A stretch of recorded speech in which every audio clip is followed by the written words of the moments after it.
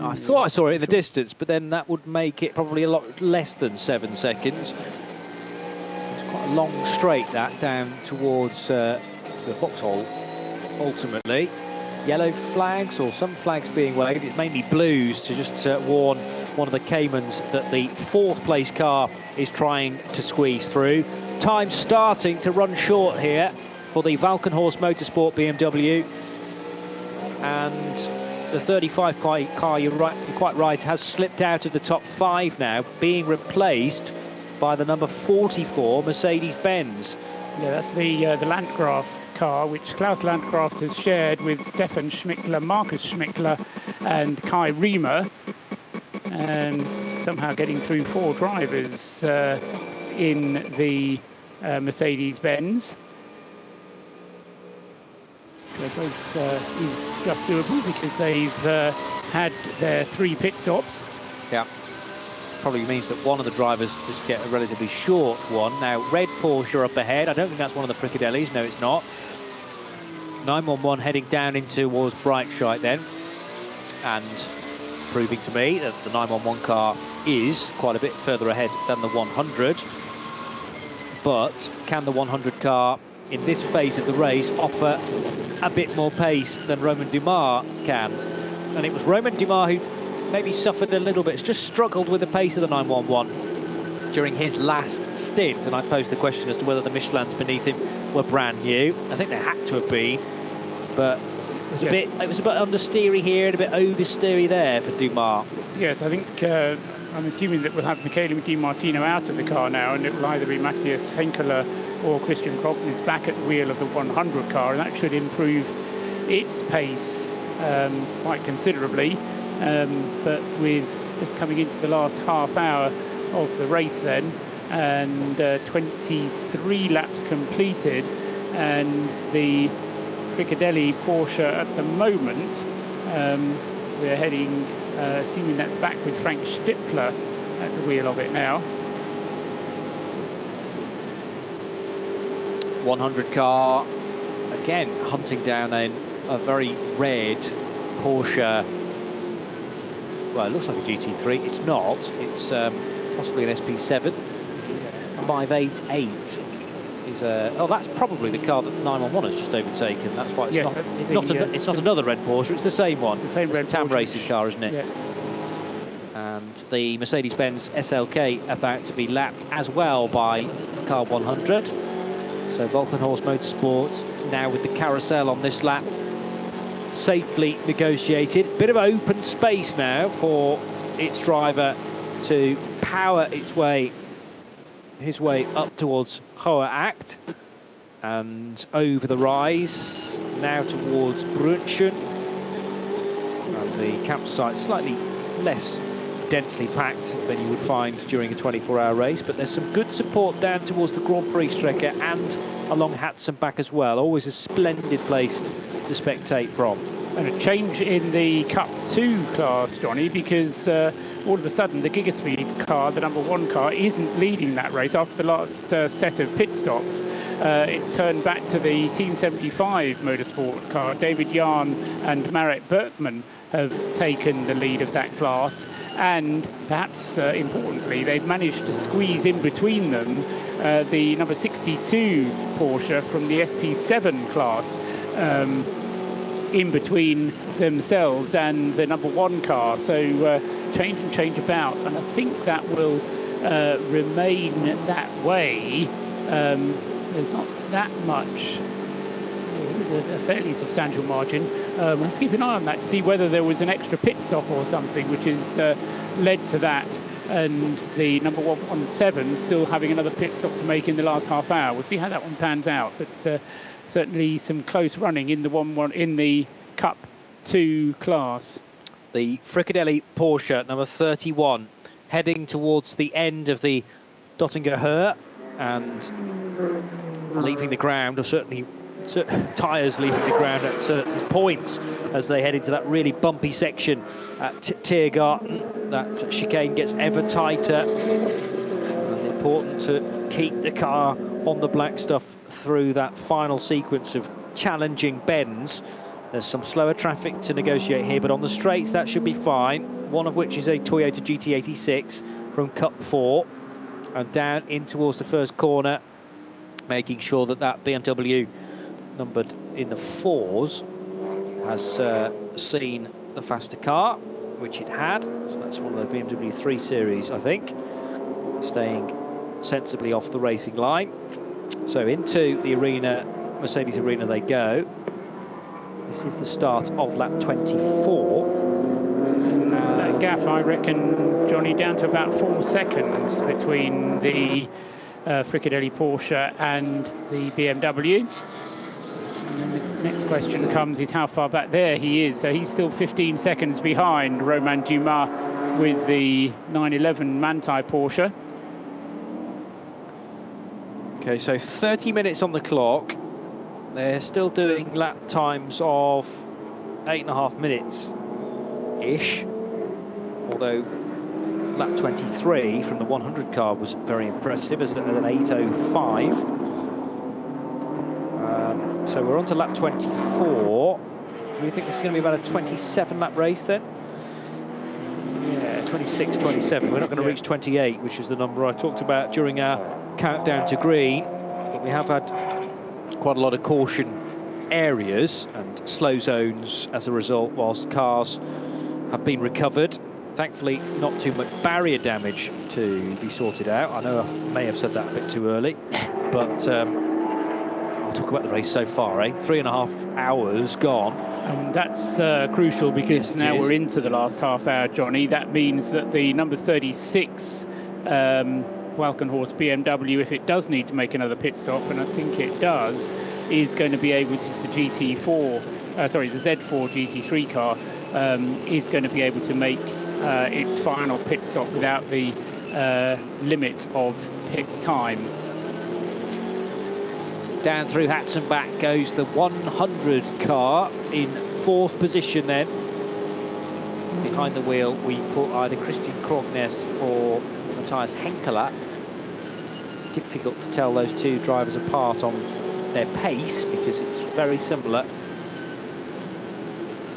And plenty of curb being taken, although not too much, through the latter portion of Hatton back, and then the next part of the track, which is this dip downhill and then over the rise at Flugplatz towards a very tricky right-hander again that you enter with the car incredibly light, having gone over another rise to quite a high part of the track now. Marshall post to the right, and then this plunge back downhill into a bit more open land, and then the car heads towards Arenberg, the right-hander. There is a car off to the left, and that's the 609 machine, I think, that we talked about, the head of the second group many hours ago. That was a Kramer car, wasn't it? Oh, was it? I think so. I thought it was the green and yellow machine, number 609, rather than the 600. It didn't look like the turquoise of Kramer. 609 is an H4 car, and that's the one I often confuse for the Manthey 911 machine.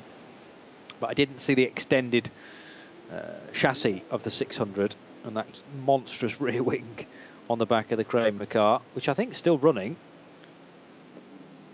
Unless, as I say, I've totally misidentified that. But the no, 600 I think that's right, Johnny. That 600. was yeah. Well, no, it's in the pits, sadly, and hasn't been seen for the last 19 laps or so, compared to the race leader, anyway. So that car has hit problems, and a good while ago.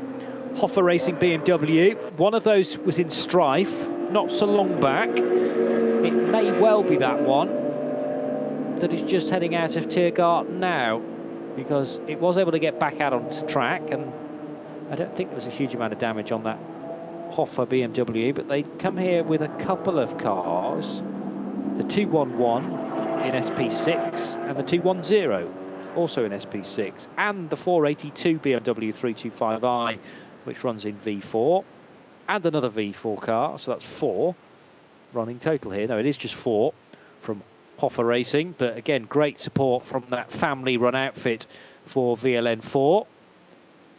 Porsche on Michelin's is car number 435, which is being serviced in the pits now. The Zimmermann brake parts team Mattol prepared V6 Cayman S of Claudius Kach and Hendrik Still. Hendrik Still, a name I know from other forms of motorsport, I think, the Dutchman. So that Zimmermann car about to be sent back into the race. And this, now, is it just an SP9 rule about the restricted pit stop, or is that going to go through all the classes? Oh, it's a tricky question. I don't know. I don't know the VLN rules well enough, I'm afraid.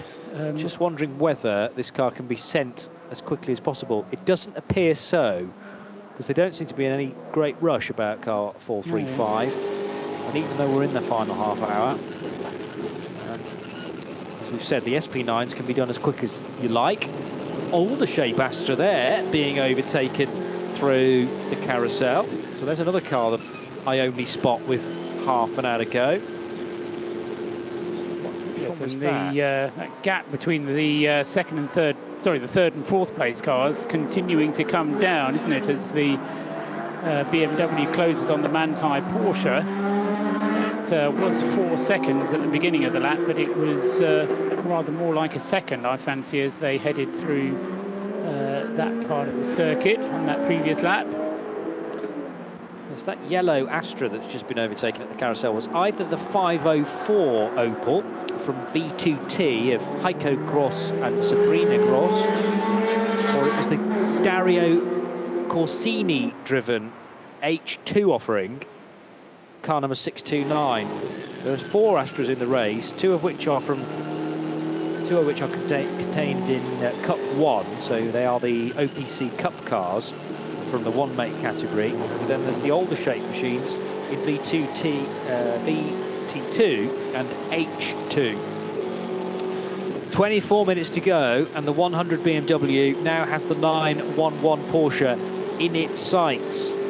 They're heading towards the latter part of the lap now, with Schwalbenschwanz just around the corner.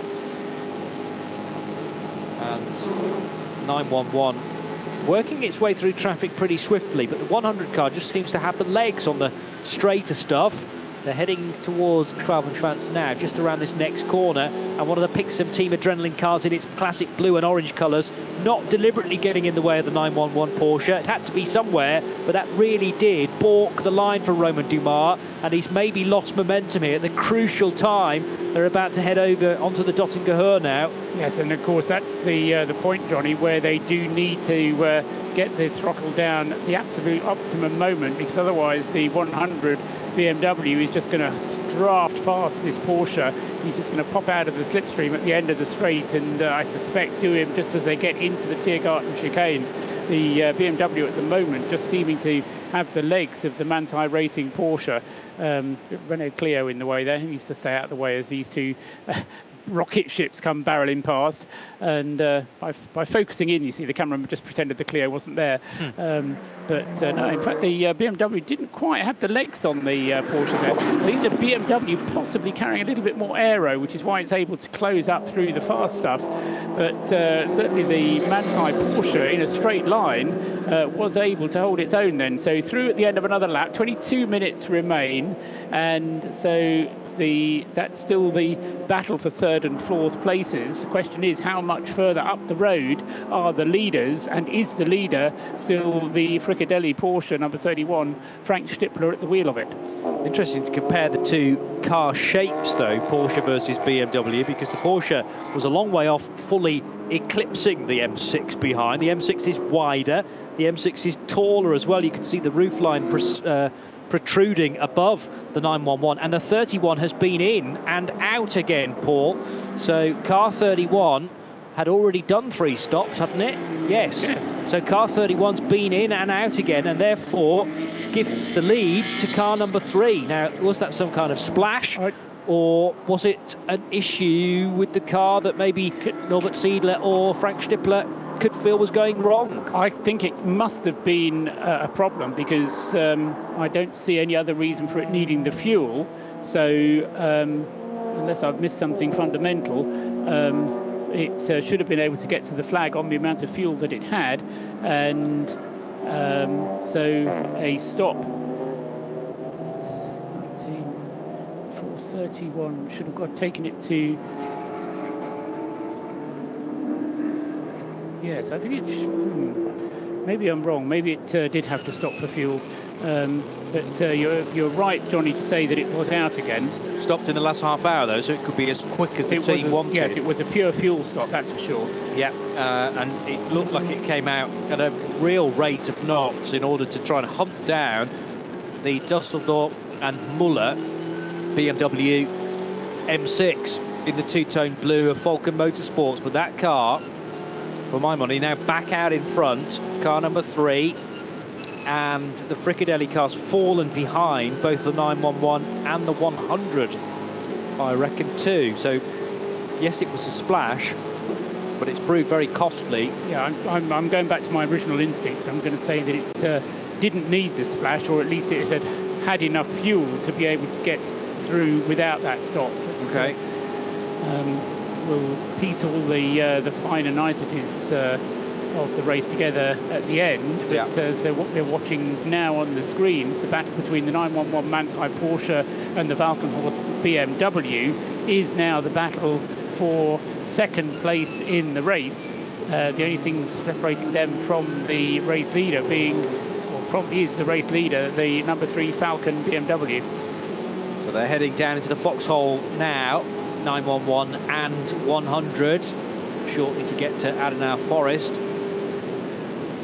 Much of the traffic through this part of the lap has already been negotiated, although having said that, the 911 Porsche caught up a little bit behind one of the Caymans as it's single file stuff, really, single racing line through Adenauer Forest, and Roman Dumas just losing a touch of time. He actually picked up the throttle very nicely afterwards, had to loop around the outside of the Cayman through the second part of Adenauer Forest, but hasn't gifted too much time back to the 100 BMW.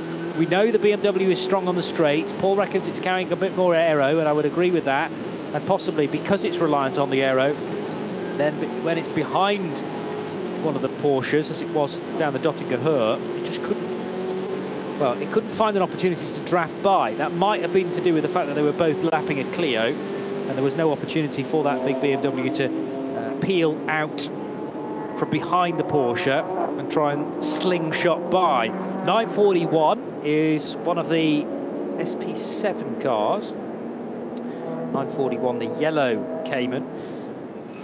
It's a Cup 3 car, I should say, and running third in that class, behind 979 and behind 960, the two cars that have put a splendid show on from the start of this race, which is now almost 3 hours and 45 minutes in the past. So we're into the final 19 minutes now of VLN 4.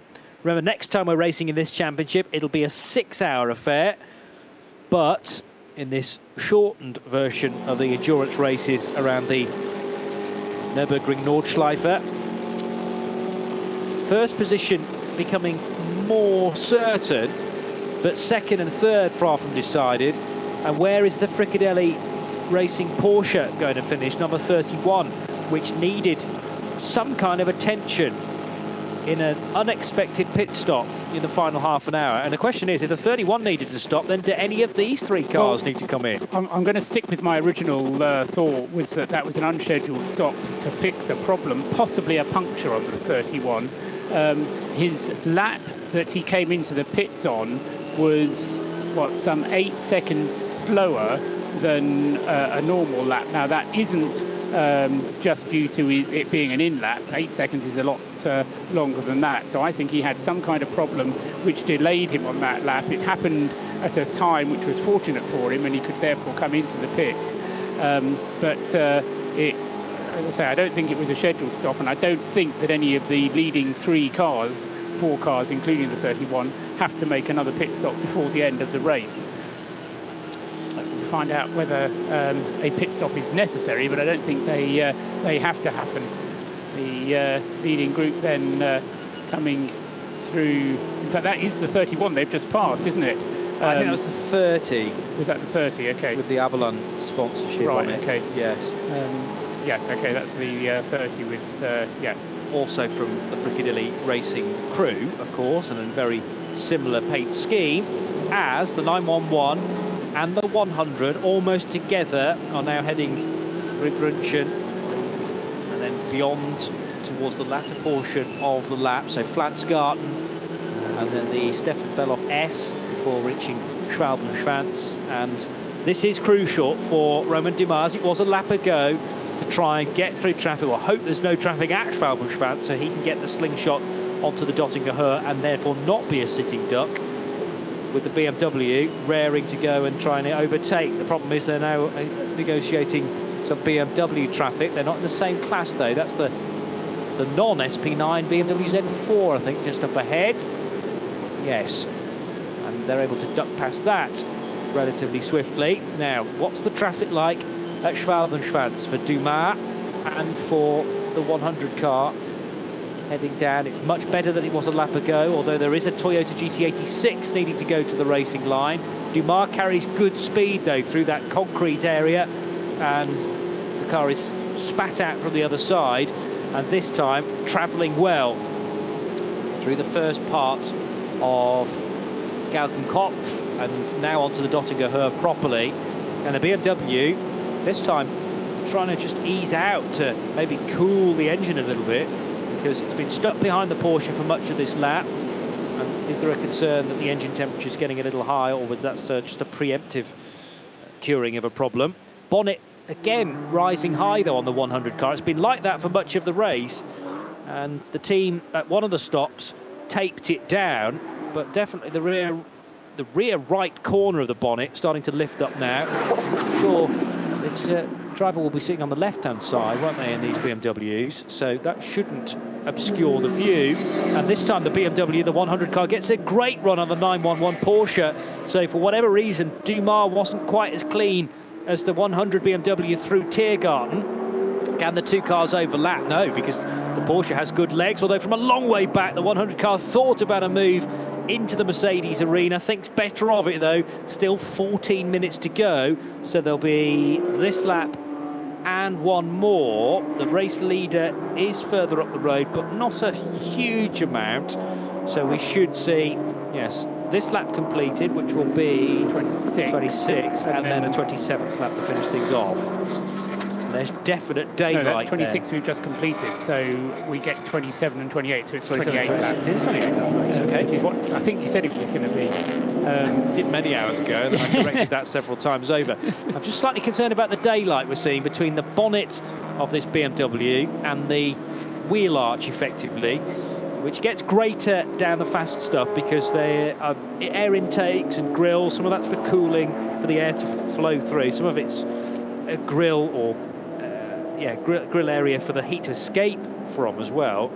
But as the airflow goes over the car, it's serving to just lift that rear right bonnet up quite a bit on the fast stuff. Yeah, I don't think it's a huge problem for the BMW. Certainly, it doesn't seem to be affecting very much. It's a bit like the old. Do you remember how the old Triumph Herald bonnet used to come? It used to be a front hinging bonnet.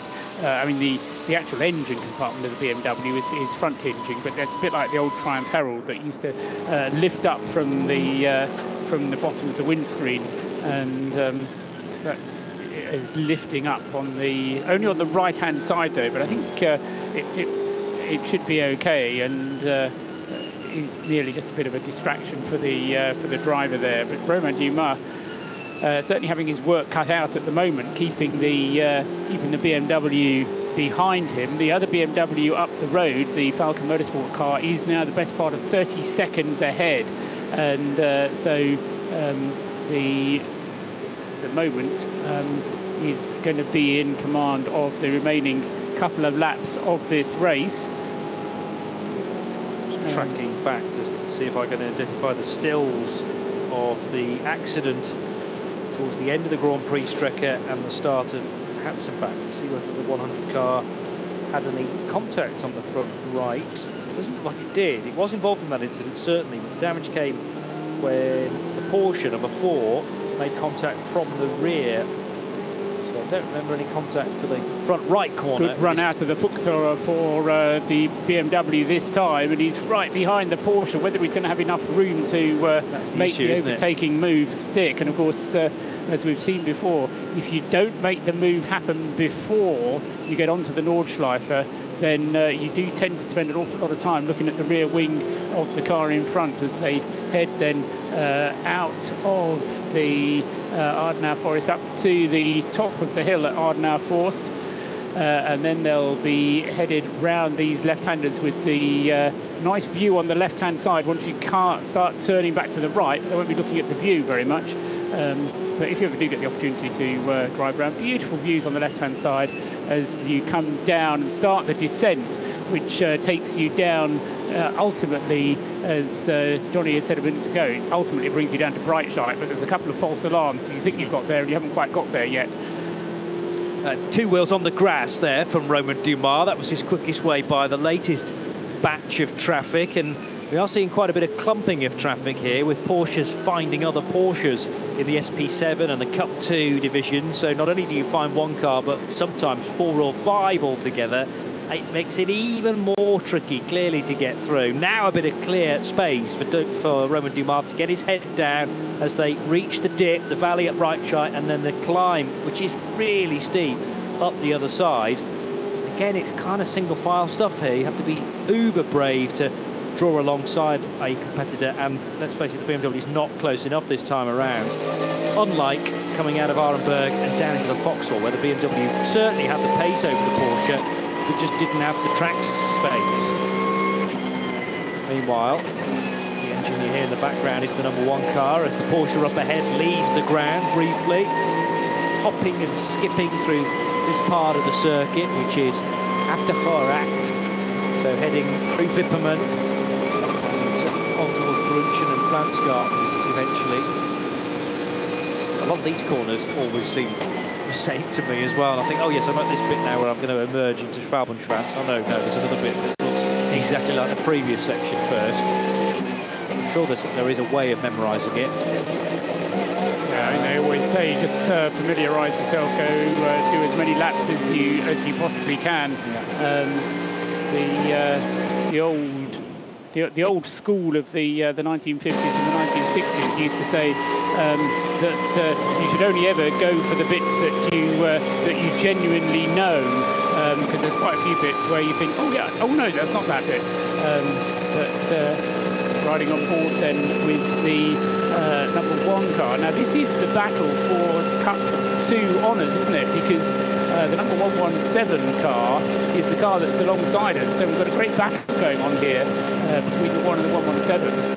And those two cars coming down the Döttinger Höhe at the moment, battling it out for Cup 2. This is the Porsche Cup honours, nose to tail, Johnny, with the #1 car, the Gigaspeed car, really chasing it down. Yeah, and trying to find any opportunity to slither by. Can't do it into Tiergarten, but maybe the other side where they've got a slower Astra to whip by.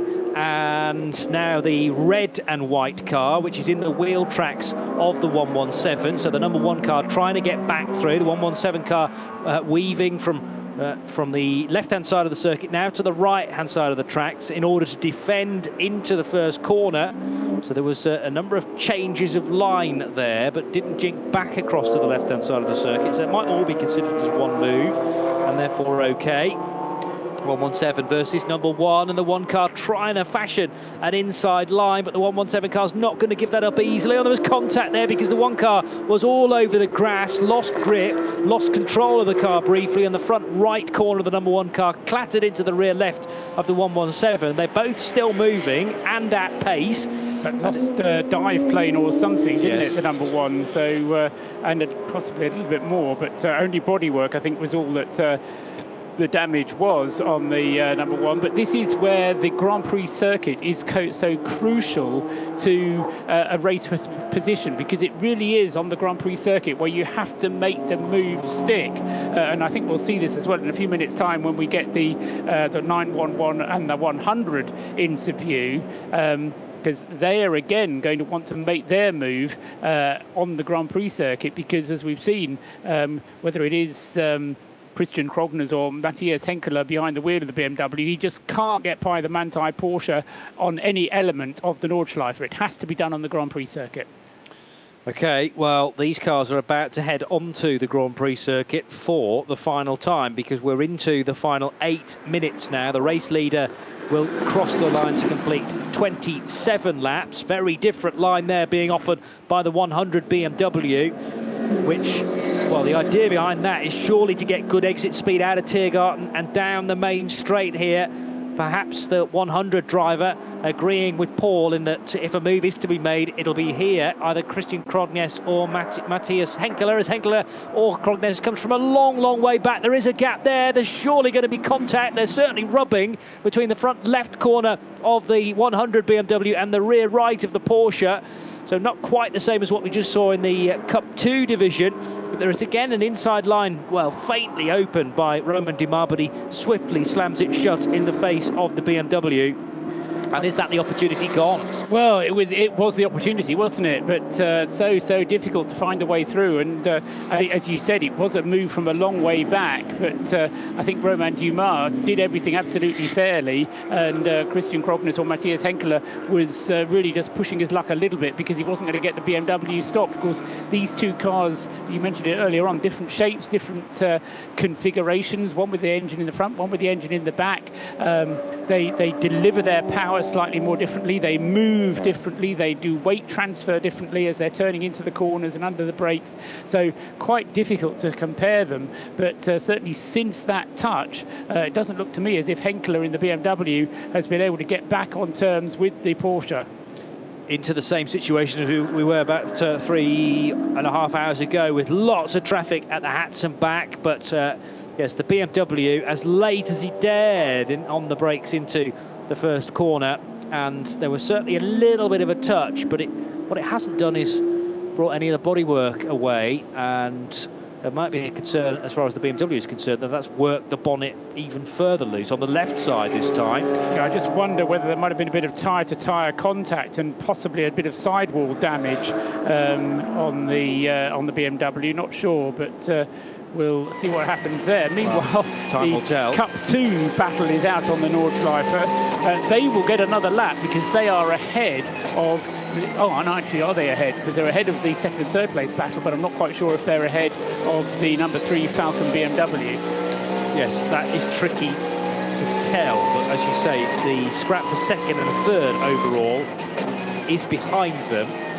Therefore, the second and third place fight will cross the line for these guys, and it might be we're going to get an extra lap. But the number 3 car, haven't talked about that an awful lot recently, but that's because Steph Dusseldorf and Jürgen Müller's car is well placed to take a victory for Falcon Motorsport. Definitely Dusseldorf. Okay, at the moment. Thank you. So Dusseldorf to complete the stint in the number 3 BMW. Gap opens up very slightly between these two SP2 cars, no, Cup 2 cars, as it's condensed an awful lot now between the 911 Porsche and the 100 BMW. And Adenauer Forest they go, squeezing out of there, and then beginning the descent towards Metzgersfeld and Callenhard. Bright shite, a distant spot on the horizon, but this is the final lap then for Henkeler stroke Krognes to try and get ahead of Romain Dumas. Very, very narrow through this part of the circuit, and Romain Dumas sticking the elbows out to an extent. He's really just sticking to the natural racing line, and as long as he does that, doesn't get distracted with what the 100 BMW is doing in the mirrors, should be able to defend from the big M6 relatively easily. But the crucial thing is getting a good exit again out of Schwalbenschwanz and out of Galgenhoft onto the long straight. Yes, I think there's two hopes, if you will, for Henkeler. One is that there's some kind of traffic incident up ahead and he's able to out-fumble Romain Dumas just and that's just a question of everybody keeping their wits about him. So he's got to keep the BMW right there without necessarily trying to dart out of the slipstream, but just to keep him right there so that if there is traffic, he's able to take advantage. The other point is going to be at Tiergarten, because that's going to be the only point where he's going to be able to make the move stick. We've seen in the straight line, he doesn't really have it to pull out of the slipstream. He pulled out of the slipstream on the previous lap down the Döttinger Höhe, didn't he? But he wasn't able to drag alongside. He had one lap sitting in the wheel tracks of the Porsche and wasn't able to pop out of the slipstream. Now, that may have been just choosing to keep some of his cards close to his chest. He may have something up his sleeve. But I think the move is going to have to be made, if it is made, at the Tiergarten for the last time. Well, they're heading now towards the carousel. There's a bit of traffic up ahead as well. Not quite at the carousel yet, but about to take the right-hander just before it, which is called, Paul? Ooh, it doesn't really have a name. Oh, this corner doesn't. Oh, no. I thought it did. I thought I heard you say a name that I'd not heard before. Right, so the corner with not really a name before the carousel. They go through that. The name you can give it is Steilstrecke, because that's where the left-handed bit goes straight on up the hill, which this part of the circuit avoids. But more traffic. There's a very road-going looking BMW. I thought that. Somebody's allowed a member of the public out on track. They haven't, because it did have racing numbers on it, but not a racing livery, and certainly no sponsors on the, yes, very grey and normal-looking BMW. Out of the carousel they've gone. They're reaching Horacht and now on towards Brunchen. And again, this is really single file stuff. No opportunity to get anything like an overlap through this section, although the BMW looks very strong through this bit, and I think if it was on its own, it might actually be able to pull off into the distance from the Porsche. This is where I think there's a little bit of extra aero on the BMW, because it does seem, you're absolutely right, just seems to be that little bit more stable, and this is where traffic can be the saviour for Henkeler in the BMW. If there is a bit of traffic, there's a bit of traffic coming up there, and they're coming up to Flantsgarten now. This is the last lap, and the only other thing we need to know is whereabouts. We've had the 4 hours is up, time is up, so whenever the race leader crosses the line now, that will be the end of the race. What's happening to the battle in the Cup 2 class between the 1 and the 117? We haven't seen that one yet, and is it ahead or behind the race leading Falcon BMW? So the number 3 BMW comes out of the right-hander at Galgenkopf onto the Döttinger Höhe for the final time. And are there nose-to-tail Porsches in Cup 2 further back? I can't see them yet, and I think we might be about to see, first of all, the fight for second position, because that's not that far back. Now are those Porsches battling over the Cup 2 place? It was difficult to tell from that sort of distance. I hope we get an extra lap for Cup 2, because they are totally together, overlapping in places, and clearly very evenly matched, virtually identical machinery, and it's down to the individual drivers. But for the final time into Tiergarten comes the Falcon Motorsports BMW M6 GT3. Car 3 then to head across the line, returning to the VLN, and congratulations to Stef Dusseldorp behind the wheel at the moment, and his co-driver Jörg Müller, who take VLN 4, the 4th championship meeting of the year. And car number 3, returning for the first time since the 24 hours. It was a worthwhile move. 100 BMW, this is perhaps the last opportunity to get by the 911, and that might be opportunity gone. There's still more traffic, though, for the 100 car to maybe take advantage of, with Romain Dumas driving the widest Porsche 911 GT3R here to cross the line. It was one of the KTMs that was causing a moving chicane there, although very rapid track day cars they are. And over the line goes the fight for second position. It doesn't change order in the end, despite the best efforts from probably Matthias Henkeler, if not Christian Krocknes, but a great final stint there for both drivers. The 911 finishing ahead of the 100, and where has that Cup 2 battle got to? Lost on the Nordschleife. I did notice finishing just amongst them, though, was the Ferrari 458. Good to see that car obviously got back out again after its problems with the rear suspension, and so that car did manage to get out and will complete the race. But no, great run there from Jörg Müller and Stef Dusseldorp in the Falcon Tyres BMW.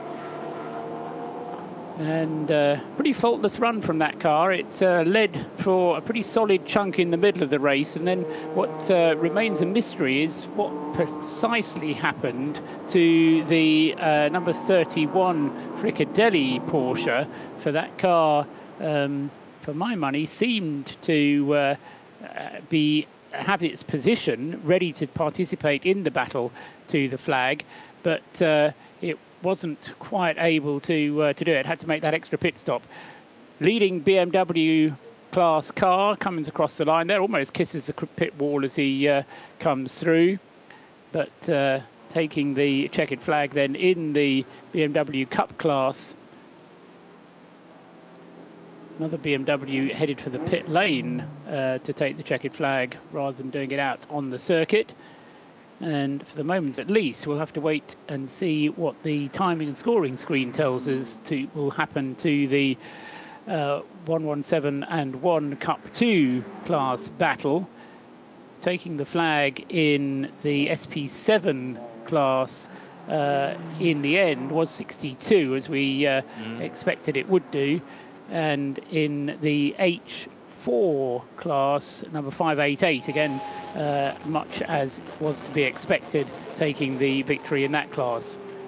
Cars very quickly returning to the pit lane because they don't need to do a full lap of the Nordschleife as a slowing down lap. So 3, 911 and 100 have returned after a short, sharp slowdown on the Grand Prix track.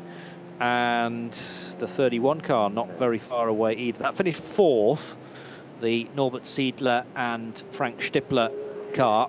Again, with an unusual final stop. We're not quite sure why it needed that, but I think a puncture or a slow puncture might have been a good shout. So, Steph Dusseldorp stepping out of the number 3 BMW to receive warm congratulations from Jörg Müller. And those two victorious drivers about to head to the top step of the podium.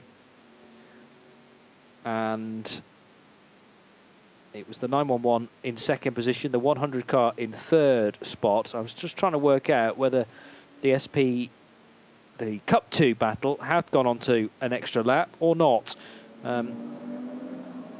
Because they were certainly behind, or rather in front of the second place fight, but I think possibly the race winner was ahead of them, as it turned out. It was tricky to tell from the shot that I think they're still out there. Do you? Okay. I think they're... Well, there's the 960 Porsche coming across the line, and that's the 960 that was fighting the 979 for much of the race, you'll remember. 979 got ahead and I reckon has won Class Cup 3. 28 laps, yes. So the timing screen is relatively up to date now. It's been a bit sticky at times, but the 979 car called as completing 26 laps, whereas the 960 car only 25. So it might be that the leader got between those two in the end and has given us a misrepresentative result, because you know, on paper it would look like there was a full lap between them. In fact, that wasn't the case. More BMWs to stream across the line, including the Volkenhorst Motorsport Z4, car number 36. And that car now completes its 28th lap. 7th position behind the 44 Mercedes and the 35 BMW, I think. That to be confirmed in a second. And a very rapid Porsche there, finishing its race together with a sister car. But we will, just as soon as we can, run down the top 3 within each class. But we do know that the Cup 2 division are safely home. 117 winning from car number, well, we don't know whether they're safely home, do we? Sorry, beg your pardon. 117 and the number 1 have been side by side for the last few laps, and we're still waiting for those cars to appear potentially at the end of 28 laps. Peugeot RCZ completing its race. So well done to the guys at Team Rally Top with their 385 numbered SP2T car. Max Langenegger and Bernhard Battersche. And we have the 941 Porsche Cayman to come over the line as well. Now, on board with the number 1 car, and this is still at speed and heading through Schwabenschwanz. So and no sign, Johnny, of the 117 up ahead of it, which can only mean... There was a car away in the distance, though, so either there's been a huge gap emerge, or, now the difficulty here is, oh no, you can see behind, and there's no car either there, so it's a question of whether the 117 car has really stretched its legs on this lap. There is a car coming into view, but that's surely one of the lower order machines. Yes, it's a BMW 3 Series or similar. So the number 1 car is passing other traffic on the Dottinger Höhe, but not cars that's in its class. So I just wonder whether the white dot in the distance behind the car is the number 117.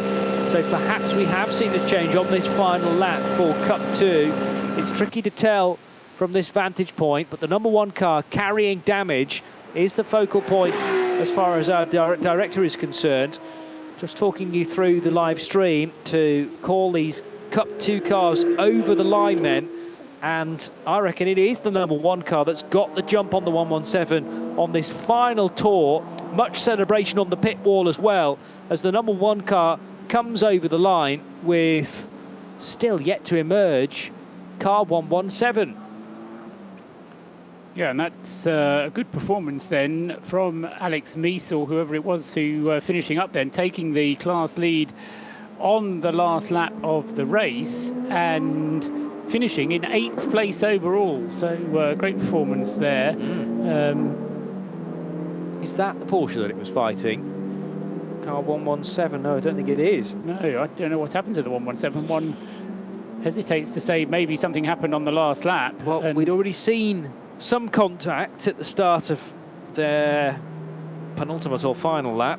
I forget which exactly, but it was at the start of this lap.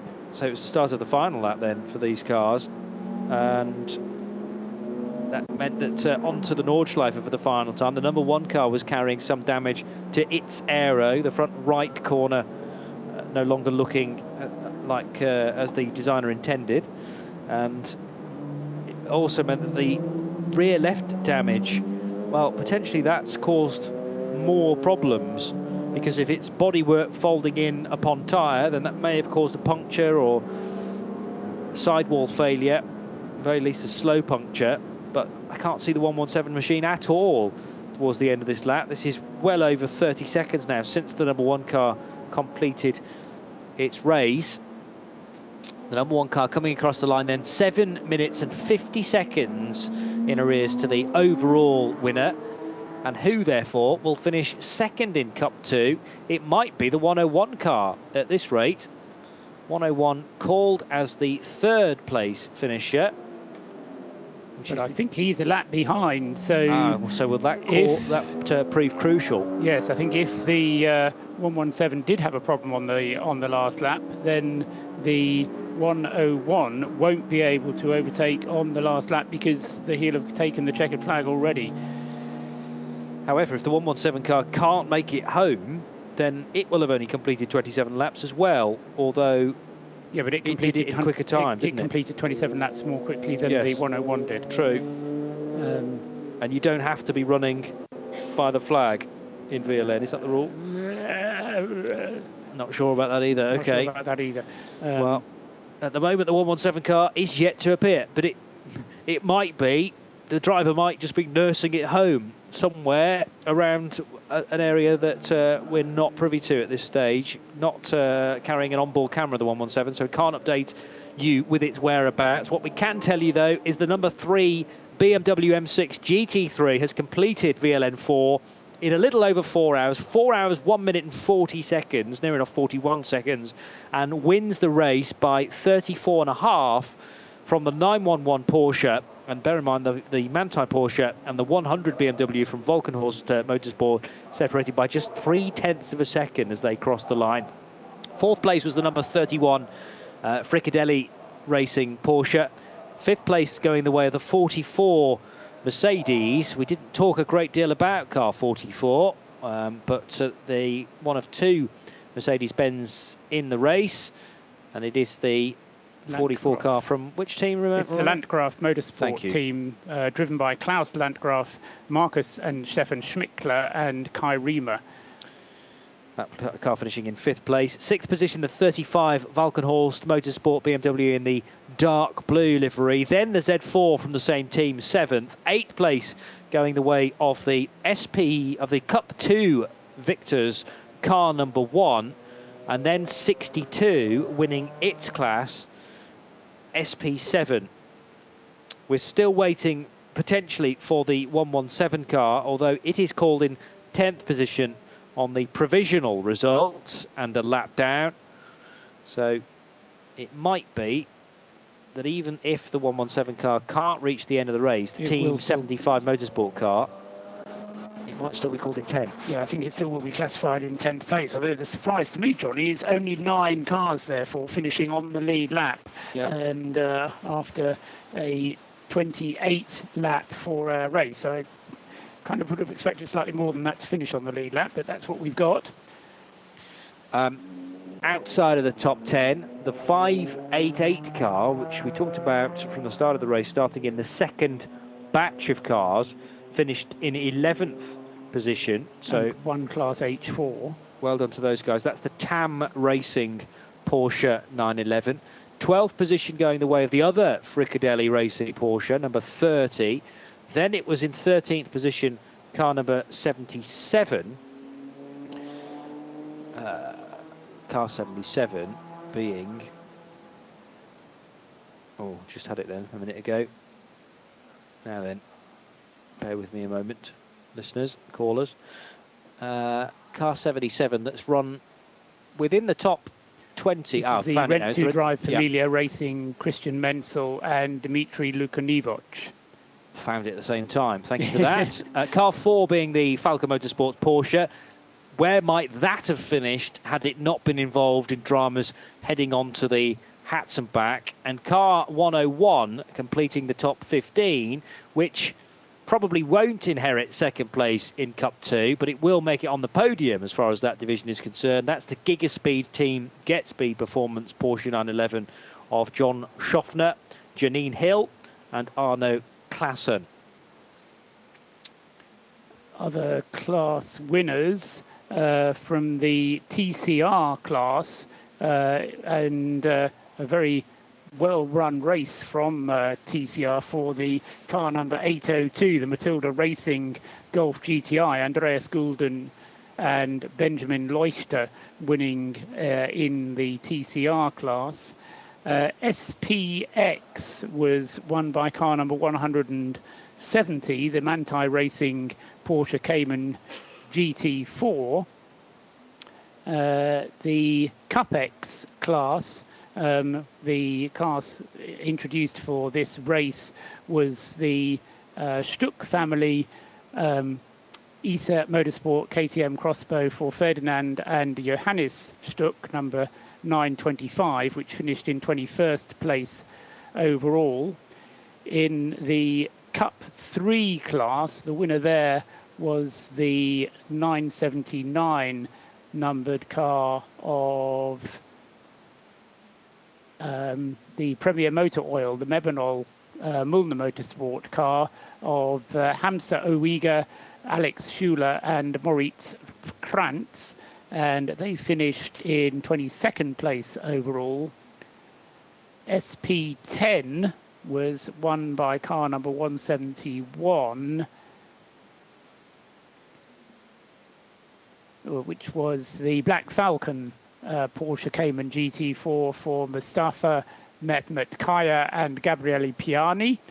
And then in SP6, the winner there was car number 202, which was another rent-to-drive Familia Racing car of David Ackerman, Bernd Kleeschulter and Carsten Welscher in their 911 Cup class car. So many of the classes, Johnny, going to Porsches of one sort or another.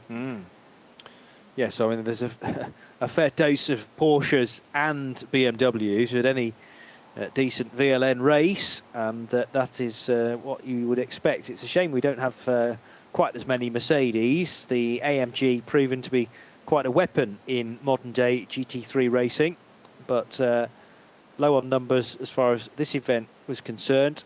And we know all about Audi, or certainly Lance Motorsport Audi, deciding to sit this one out. So we didn't have really a strong competitor within the SP9 brigade from Audi either, although Audi's present throughout the rest of the entry in TCR, and there's at least one TT represented as well. Right Turn Lover's been in touch to say that the 117 car stopped between Bergwerk and Kesselchen, reason unclear, but lost time. It had lost time in Sector 3 already. And then a further report said that the 117 car, very slow moving, could be under tow, though almost 50 kph is a bit rapid for a tow rope, he says.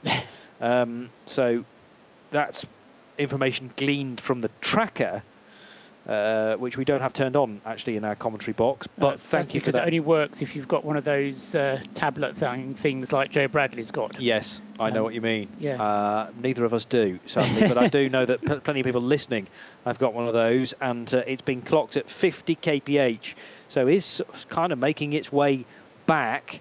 Might crucially get that 28th lap therefore completed. Well, no, I think it will. It should be fine because it's completed 27 quicker than the other car, and that should qualify as a race finish, because if you're going to classify the third place car in that class, well, by the very same definition, you should therefore classify the other car as well, I think. So that should be fine, regardless of whether it makes it to the end or not. It seems very long time ago that we released the cars after a green flag lap, which took 20 minutes, and then a very, very busy start indeed, but no major incidents through the Mercedes arena. The big talking point really came when two BMW M235i's tripped over each other on the route into the Hatzenbach, and that obviously had an impact on their race, but more notably for us, 3 cars involved in the SP9 dash, and question marks then as to what the Ferrari might have done with a clean run,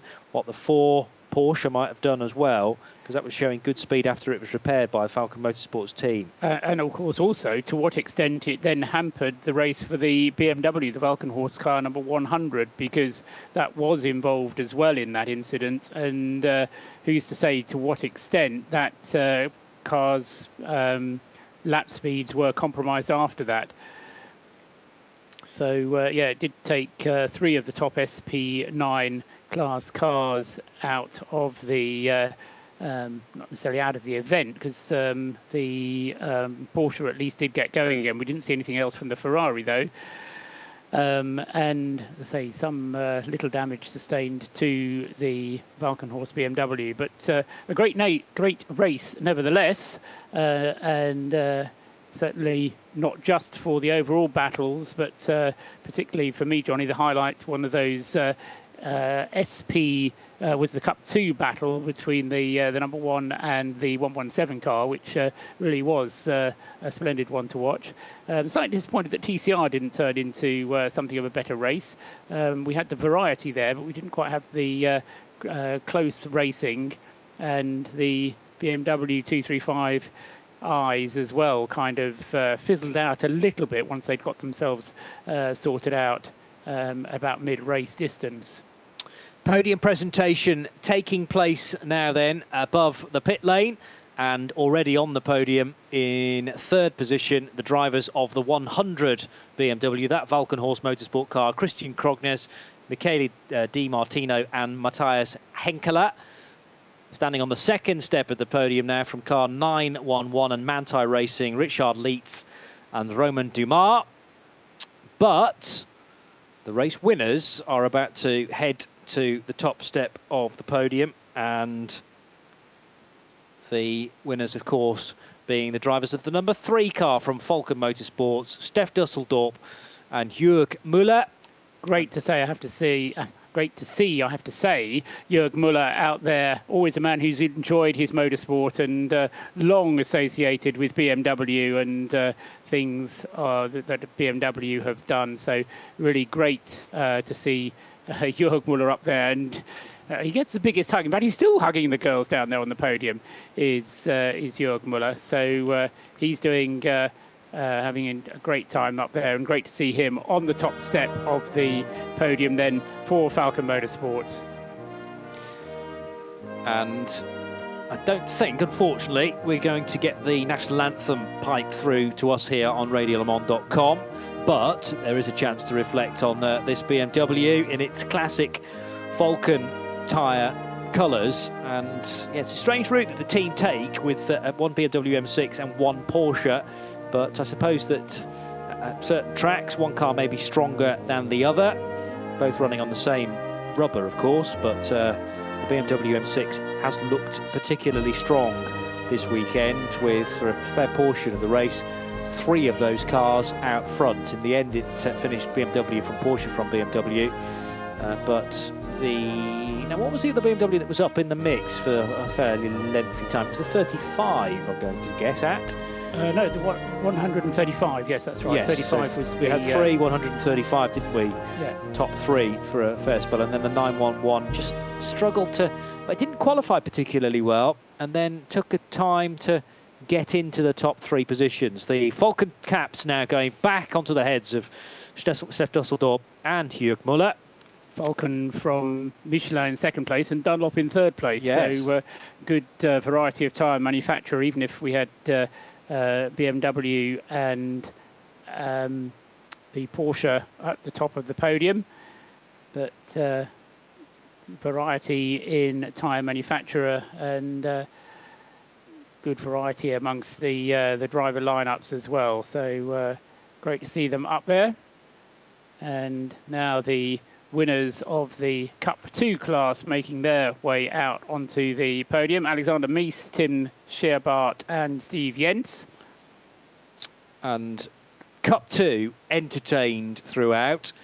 The SP7 fight was very interesting in that the number 62 car, which came home in the end as the class victor, actually led the race outright, and we had the same situation in the last VLN race as well, with the 62 car able to go much deeper, well not much deeper, but an extra lap on its stint length, which meant that it was able to spend a bit of time out in the limelight. And the other fight that was fabulous throughout was that for between the Cup 3 cars, so the Porsche Caymans that put on a splendid show.